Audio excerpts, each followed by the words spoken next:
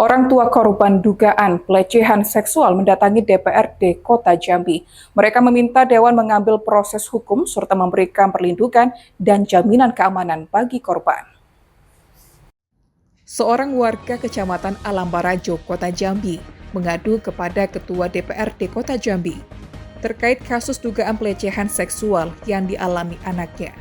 Saat ini, kasus tersebut masih dalam penanganan Polda Jambi untuk proses hukum lebih lanjut. Dalam pertemuan tersebut, orang tua korban menyampaikan kekhawatiran terhadap kondisi psikologis anak serta rasa takut akan diintimidasi selama proses hukum berjalan. Pasalnya, dari 4 terduga pelaku yang telah diamankan, 2 diantaranya merupakan oknum anggota kepolisian. Tanggal 14 November kami mengetahui, saya orang tuanya sendiri mengetahui pada tanggal 2 Januari itu oleh dari cetan curhat sama temannya sendiri. Dia tidak berani memberitahu sama kami.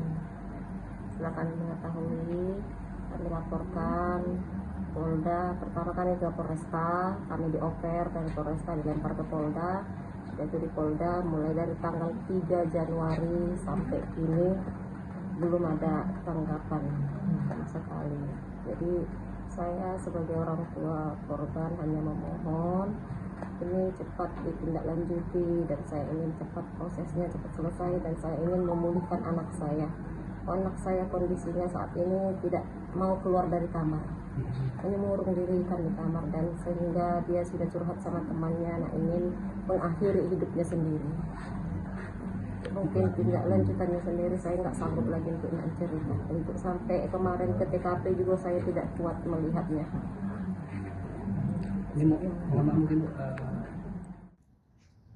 Orang tua korban berharap anaknya mendapat perlindungan maksimal baik secara hukum maupun sosial. Selain itu, korban juga diharapkan mendapatkan pendampingan mental dan psikologis hingga kondisinya membaik. Menanggapi hal tersebut, Ketua DPRD Kota Jambi, Kemas Farid Alfareli, menyatakan komitmen untuk mengawal kasus ini secara serius. DPRD mendorong aparat penegak hukum menangani perkara secara profesional, transparan, dan berpihak pada kepentingan terbaik bagi korban. Baik, alhamdulillah pada hari ini kami kedatangan warga yang tepatnya berdomisili dekat Terminal Simpang Limbo, menyampaikan keluh kesahnya sebagai seorang ibu bahwa diduga anaknya mendapat perlakuan pemerkosaan pada bulan November, tepatnya tanggal 14 November yang lalu. Dan kejadian ini baru diketahui berdasarkan keterangan dari ibunya, berdasarkan dari hasil cek di HP-nya. Jadi juga sudah dilaporkan kepada pihak yang berwajib, namun mungkin lagi berproses. Dan kedatangan hari ini kami memberikan fasilitator terkait dengan dampak yang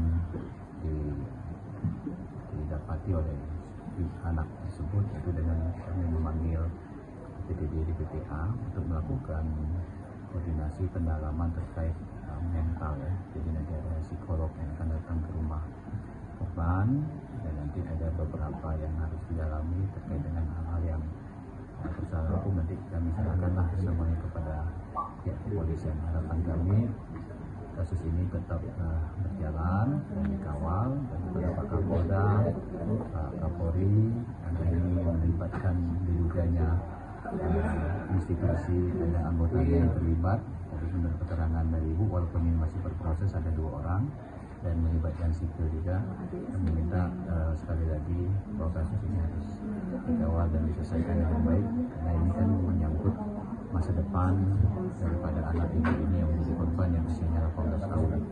Dan ini menjadi catatan bagi kita, khususnya di Jambi, agak mencoreng ya, karena nama Kota Jambi dan Provinsi Jambi beberapa hari ini sempat viral, di Komisi 3 sudah dibahas terkait dengan status masalah buruh. Kita harap kejadian-kejadian seperti ini, apalagi yang dikorbankannya anak-anak yang memang punya harapan masa depan, menjadi korban seksual diduga secara massal bersama-sama. Kita harap tentunya Kapolda, Kapolri, dan mungkin ini bisa didengar oleh teman-teman Komisi 3 untuk menjadi atensi. Jadi kita berharap sama-sama ditindak secara hukum. DPRD Kota Jambi juga akan berkoordinasi dengan dinas terkait serta lembaga perlindungan anak.